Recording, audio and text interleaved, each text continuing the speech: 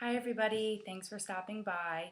My name is Megan, I'm a registered nurse on a travel assignment, and I just wanted to share some more information with you about what exactly travel nursing is, and more specifically today, how you can pick the right agency for you.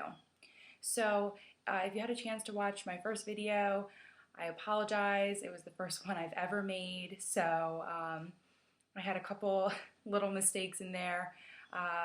I think it just gives you more of an introduction to what I am going through, what I was dealing with. But now that I had a chance to think about it, I want to get more in detail for you today, specifically about how you pick an agency based on what's right for you.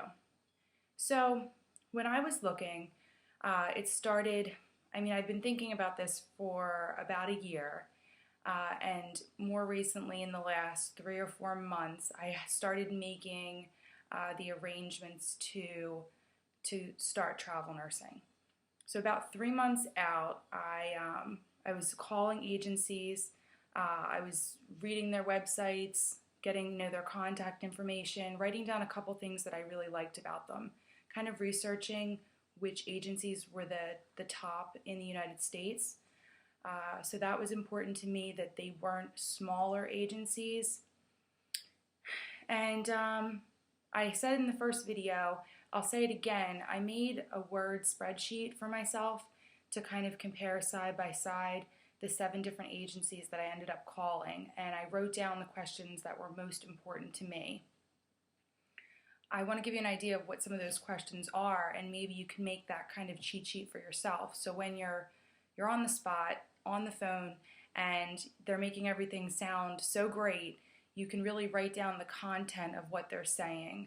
So you can review it later on and compare it side by side.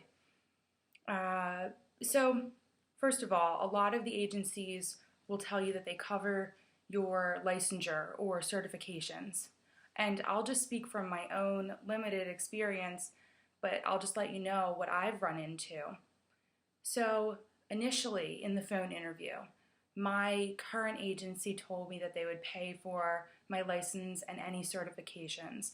I happen to have an ACLS recert coming up, and I would like to get it while I'm here on assignment, maybe at the hospital I'm working at. So when I ran it by them, they said, oh no, well, ACLS isn't necessarily pertinent to what you're doing. It's not required for the job that you're on right now, so they won't pay for the recertification. There's little things like that you might want to just be aware of. They'll tell you some nice things on the phone, but then when it comes down to it and you're already contracted, it's not like you can negotiate.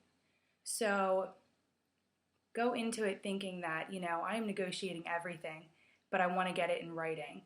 So my license, yes, they will cover. They will completely reimburse me for that and all the costs it takes to verify your license in different states. So back to your questions to ask the agent on the phone. The first question I asked every single agency was, what's your liability policy? What's your liability insurance like for your nurses? And if you have it that covers us, does it continue even when we're not employed any longer? Say 2 or 3 years later when you get called for deposition.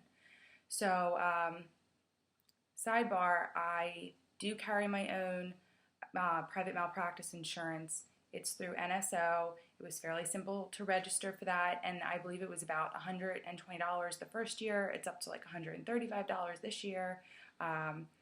It's something that you should probably have as a travel nurse. You are not an independent contractor, but you are on your own in a lot of ways, especially when you up and leave the agency and work for a different agency in the future. So most of the agencies told me they weren't sure. They were going to get back to me and let me know that no one had ever asked them that question before. But the hospitals that you work at, they spend so much time during your orientation explaining, their liability and how you're covered under their umbrella. So it just seemed, right to ask. And you should have an idea. You should have a general idea and find out. Otherwise, if they don't know, they can get back to you with that information. That should be pretty important to you as a nurse.